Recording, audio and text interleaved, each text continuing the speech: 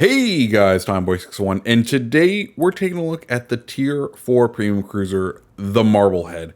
She is a surprising ship with a fantastic story behind her in her true history. So today we're going to be taking a look at her stats, that story, and then playing a game in her. And we'll go ahead and take a look at all of that. But before we do that, let's go ahead and talk about the comment of the video. And that goes out to Terry Roberts. He says, I love the Marblehead. And yeah, I know it's premium, but what can I say? I'm worth it. And let me tell you, I kind of agree. Marblehead is definitely a fun ship. He commented that on our best and worst of Tier 4 cruisers. That's a series we do where we take a look at the best and worst ships at a tier, and we talk about them. This Friday, we'll be having battleships of Tier 4, so if you're interested in that and want to talk best and worst ships at a tier, go ahead and make sure you subscribe. But enough dilly-dallying, let's go ahead and talk stats of the Marblehead. So as we can see down below, she is equipped with 3 different consumables. The first one being that damage control party. Consumable duration on her is going to be 5 seconds with a reload time of 60 seconds. Pretty standard for cruisers. The next thing is she is equipped with sonar. Detection range on torpedoes is going to be 2.7 kilometers with a detection of ships at 3.7. It's going to last 90 seconds and it's going to have a reload time of 180. With our current build, we do have 2 uses of that. Her final consumable is the catapult fighter, the standard 6-minute cruiser duration one with a reload time of 180 seconds, and she gets 3 of them, meaning she has plenty of time and pretty much no excuse not to have one up at all times. Next, let's go ahead and take a look at her main battery. She has 8 1x152mm guns and 2 2x2 turrets that are free turning, giving in a weird kind of orientation where she has 6 guns pointed to her front or aft, where the turrets can also be turned to broadside. They have a firing range of 13.4 kilometers with a reload time of 7 seconds, and it will take 18 seconds to turn those turrets 180 degrees. When she's firing HE, her maximum shell damage is 1,848 per shell, with a 8.5% chance to set fire. On the other end, when she's firing AP, she has a maximum shell damage of 3,100. This means she can fire about 107 rounds per minute, giving her one of the highest volumes of fire for any cruiser, just like the Omaha. She can also deal out massive damage because of how many shells she can let go, about 236,000 potential damage in HE alone per minute. So now we're going to go ahead and take a look at the armor of the Marblehead. As we can see, she has some very, very thin armor. Up front, we are only looking at about 15 millimeters of armor, which can easily be overpenned by larger shells. We can get rid of that. Go ahead and look at the superstructure. As we can see, just the bridge having any major protection, and then we still have that fairly thin armor around the rest of the top portion of the ship. Our gun mounts have 25 millimeters of armor, a little bit stronger, but not by much. Then we have a little bit armor before the Citadel is really what this is. And as we can see, just 10 to 15 millimeters, once again, easily overpenned by most large shells. And then finally, we have the very, very juicy Citadel of the Marblehead. Just like the Omaha, these ships are of the same class and therefore have the very similar armor characteristics of that very large and exposed Citadel with not a ton of armor. So if you can find one broadside, you are going to have an easy time. Let's go ahead and take a look at her torpedo launchers. She has 2 3x533mm launchers with a reload time of 38 seconds, which is blistering for a cruiser. Maximum damage on those torps being 6,233. They are weak American torps after all. Torpedo detectability range is going to be 1 kilometer with a range overall of 8.2 kilometers and a speed of 49 knots. Her maximum speed is 34 knots with a turning circle radius of 600 meters. Her rudder shift time is 5.7 seconds. And moving on to the concealment category, her detectability by sea is 10.6 kilometers, by air is 6.7 kilometers, and her detectability while firing in smoke is 5.1. She does have the usual guaranteed detectability range of 2 kilometers. As far as commander builds go, my main recommendation is Norm Scott. I currently have him paired with Vine and Lemonnier, with his skills being Burn It Down, Igniter, Armed and Ready, Fixated, and Equilibrium of Power. My alternate build is Victor F. Einstein, with Vine once again being an inspiration, and this time being Yamamoto. His skills include Ingenious, Intuitive, Punch Through, Fixated, and Refill Station. So those are all of the stats of the Marblehead, but now let's go ahead and talk about the incredible journey and story behind this ship. The Omaha class were a result of a 1915 determination that the U.S. lacked a fast scout cruiser. These light cruisers were intended to scout for fleets of battleships and armed enough to counter any destroyers and to counter them. But the first ship of the class, USS Omaha, was not laid down until 1918, and none were commissioned until 1923. 556 feet, 6 inches long, and displacing 7,050 long tons, by the time the Omaha-class light cruisers were commissioned, naval aircraft had already taken over the tactical scouting role, and they were never used for the purpose for which they were designed. Instead, they were used as screening ships, carrying a substantial armament of 12 6-inch guns that could provide an impressive volume of fire. By the outset of the Second World War, the ships of the class were the oldest U.S. cruisers in the fleet. USS Marblehead was the second to the last of the Omaha-class light cruisers to enter service, commissioned in September 1924 and named after the city of Marblehead, Massachusetts. In the interwar period, she served in both the Atlantic and Pacific fleets, and she did a trip up China's Yangtze River in 1938. She was then assigned to the Asiatic Fleet. Her home port was Cavite in the Philippines, and in late 1941, the U.S. Asiatic Fleet was not large, with its best offensive and defensive capability being its 29 submarines. Its surface fleet elements include just 2 cruisers, the heavy cruiser USS Houston and the Marblehead, and 13 of the older Clemson-class 4-stacker destroyers. The commander-in-chief of the fleet, Admiral Thomas Hart, was given authority to move the fleet to the Indian Ocean in the event of war with Japan. The war diary of the Marblehead noted that Hart used this discretion around November 24th and sent the Marblehead to Borneo to await further instructions. On December 8th, since she was across the date line, and it was December 7th in Hawaii, she received a message. Japan started hostilities. Govern yourselves accordingly. The outbreak of the war hastily brought the Allies together, and within weeks, the U.S. Asiatic Fleet became part of a hastily organized American, British, Dutch, Australian joint naval force dubbed the ABDA Command. Unsurprisingly, the group's aging ships and untrained crews would prove no match for the disciplined and superbly trained Japanese Navy.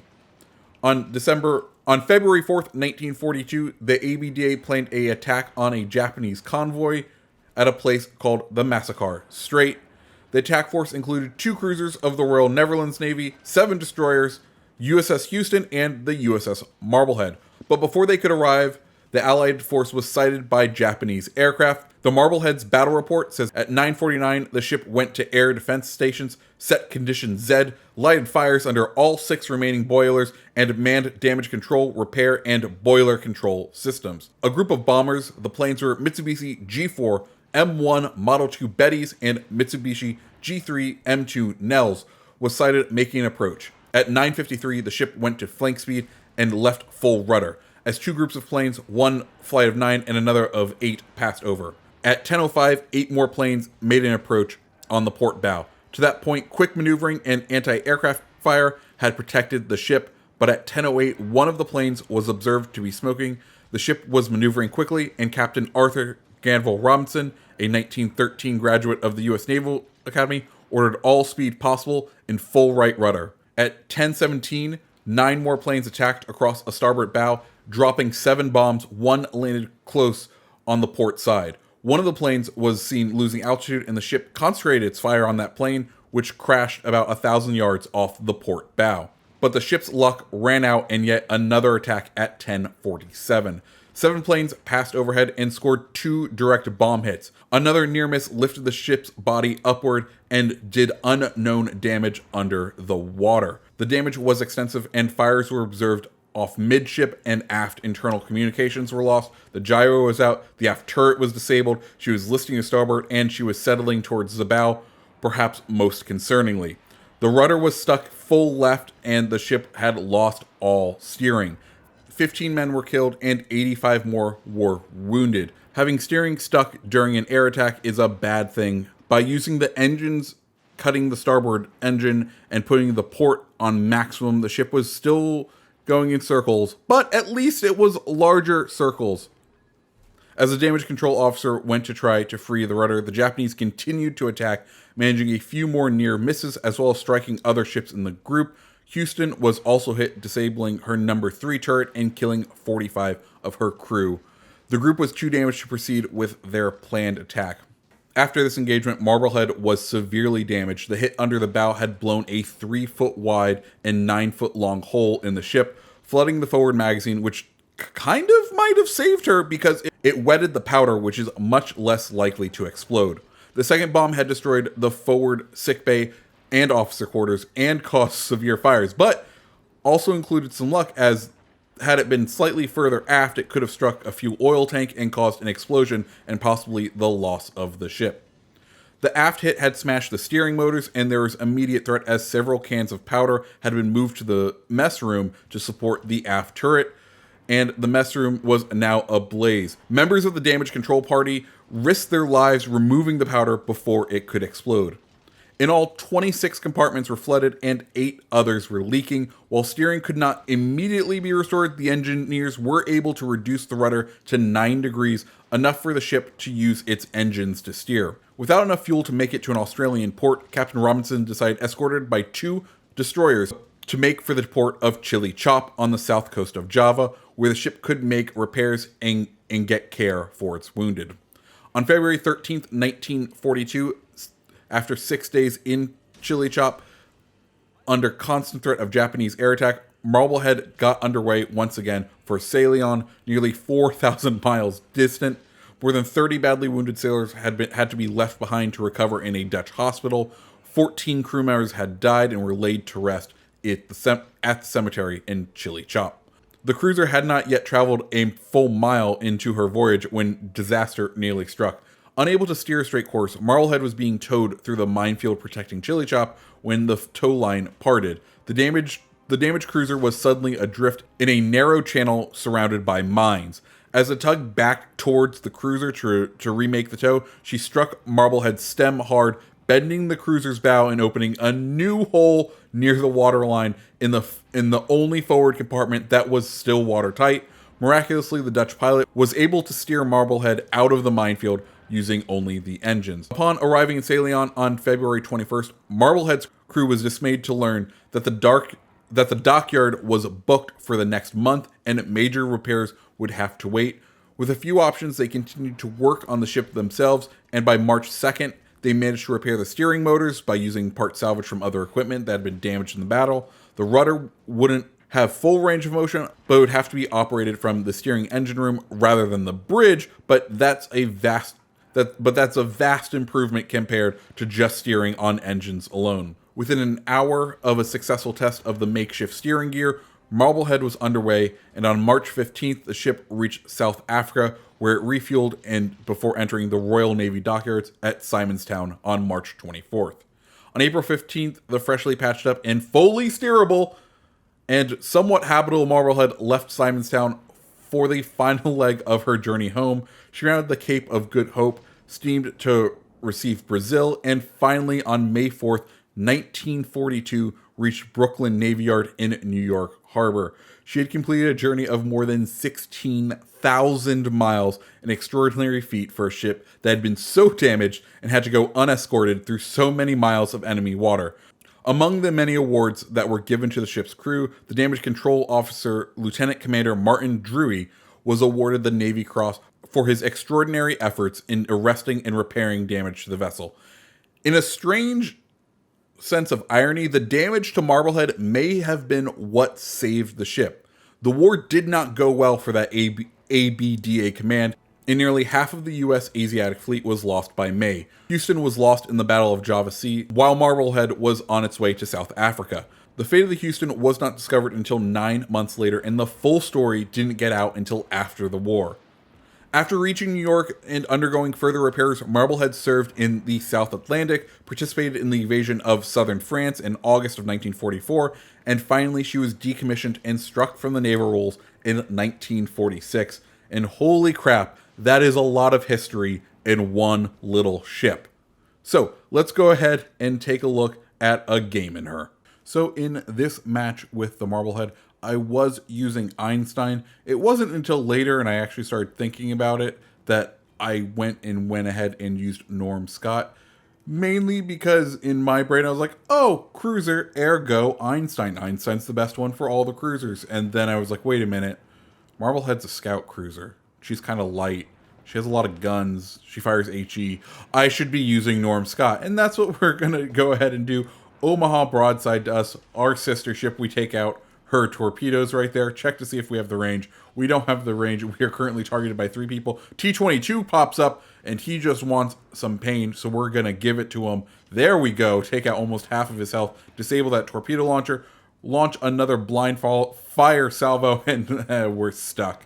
Because I'm terrible at steering. Anyways, Omaha is still a valid target, and we should be watching our mini-map right now, because if we were, we would notice that there is a destroyer heading straight towards us. We finally pick it up. We're like, oh, hey, look, Farragut, dead ahead. Let's go ahead and aim forward.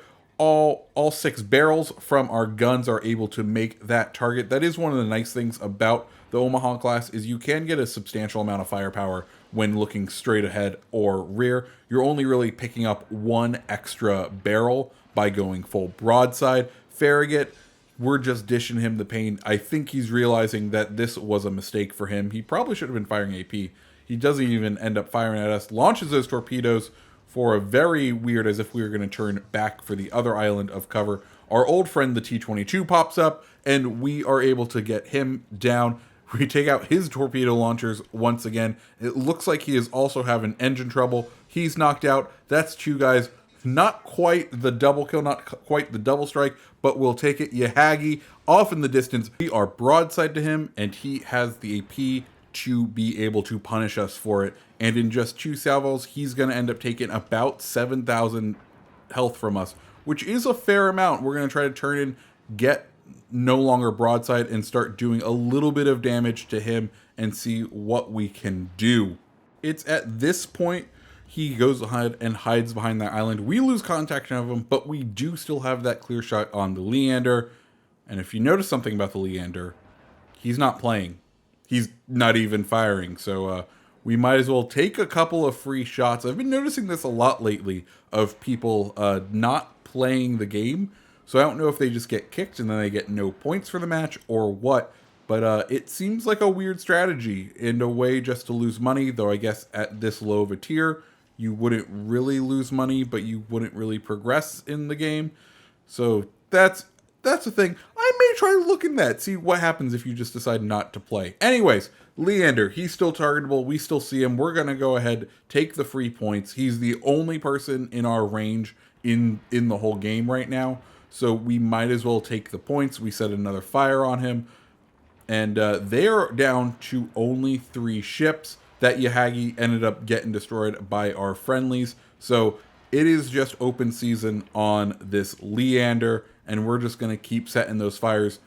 This is where probably Norm Scott would have helped us even more, just because of his increased fire chance. Of course, we are using Einstein right now, which does let us know where the closest ship is, and we can easily see closest ship is that Leander, and it looks like, is he backing up now? It looks like he's backing up, so he may be playing, but a little bit too late, and he is destroyed. And guys, that's pretty much the game here. There's going to be a Dallas out there that we're going to steam towards, but we don't quite make it there in time. We get a couple shots in, but it really doesn't end up being very consequential.